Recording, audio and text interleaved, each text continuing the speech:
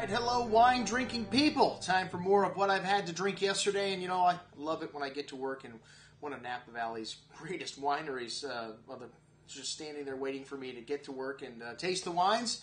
And this is what happened to me the other day when I got here and Drew Hendricks was here, Master Sommelier, working for Rudd. It seems like Leslie Rudd will stop at nothing to make one of the greatest wines in Napa. And I have to say, this 2008 Estate, one of the best wines I've had from this 2008 vintage. And, you know, he's spared no expense from day one. He bought the old Girard Winery and the 55 acres that surrounded this property in Oakville. And his neighbors to the north are Minor, to the south, Screaming Eagle. And Oakville, to me, one of my favorite appellations in Napa. You know, it produces really forward and just opulent Cabernet Sauvignon.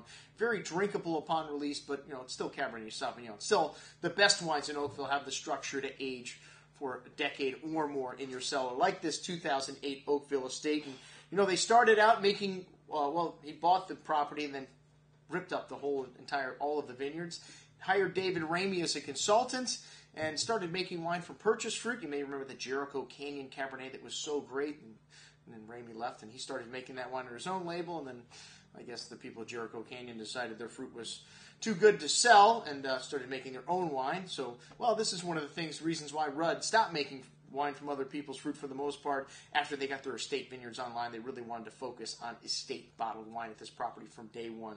So this is what they have in the 2008 Oakville Estate. And this is, like I said, one of the greatest wines that I've had from this. Well, I mean, Parker came out and, you know, said great things about the vintage, and then Antonio Galoni took over in the Wine Advocate, and, well, it wasn't quite as complimentary as Parker. And I would have to agree. I think 09's a better vintage than 08, but still a lot of nice stuff in 08. You just want to, you know, pick and choose. The better producers made outstanding wines in this vintage. And Patrick Sullivan took over as winemaker in 2006. They added David Abreu on as a vineyard manager. And I think there's somebody else on there now making the wines, but they've had a few people. Oh, I'm sorry, Charles Thomas was before him. They've had a few superstars here, and the wines have just gotten better and better at Rudd Estate. This wine is a blend of 59% Cabernet Sauvignon, 23% Cabernet Franc, 9% Malbec, and 9% Petit Verdot. You know, both of the wines, they have a second wine now, Samantha. This is the first vintage of this wine, made, you know, the same way. So they're trying to make, you know, the Oakville Estate first, and I guess the stuff that doesn't fit in with that, the stuff that's fruitier and more forward, goes into this Samantha wine. This wine has got a good amount of toasty oak spice in the nose, dark chocolate, some fresh plowed earth, some lovely dark cherry, dark chocolate notes, just wonderful complexity coming out of the bouquet. And I kept this wine open all day on my desk. One of the things I like to do now when I have great wines, just set them up there, taste them, and then at my leisure, go back and forth.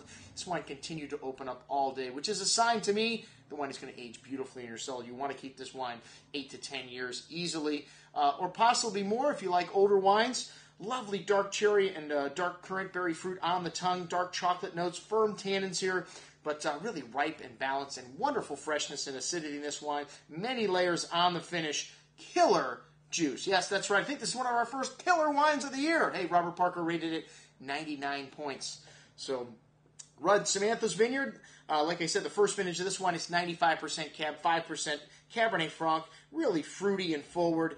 And you notice a little bit of the volcanic soils here coming through, the minerality there, but lovely dark currant and cherry liqueur-like fruit, sweet tobacco spice, and dark chocolate notes. Just really forward and voluptuous on the palate. This wine also opened up very nicely as it sat in the glass all day. A ripe and round tannins, a very seductive wine, some milk chocolate notes coming in through the finish. Most excellent juice for a second wine. Better than a lot of people's first wines, I'll tell you that. But this wine's not cheap either, $136 a bottle, so you should get most excellent juice at that price. All right, the Sauvignon Blanc from Mount Veeder. Well, Rudd's always made a Sauvignon Blanc. I think this is the first vintage of Mount Veeder Sauvignon Blanc I have had. And, man, I put my nose in the glass and I said, this reminds me of Randy Lewis's Sauvignon Blanc. And Drew said, well, this is where he used to get his fruit. Unfortunately, as of 2011, they're no longer selling Randy the fruit. They're going to be making it into their own wine. But don't worry, Randy is a very resourceful guy. I know he's going to find some killer Sauvignon Blanc to replace this with, because he does make an awesome Sauvignon Blanc, or did, from this vineyard on top of Mount Veeder. A bit musky on the nose, some green melons, a little bit of Semillon and Sauvignon Gris in the blend here also.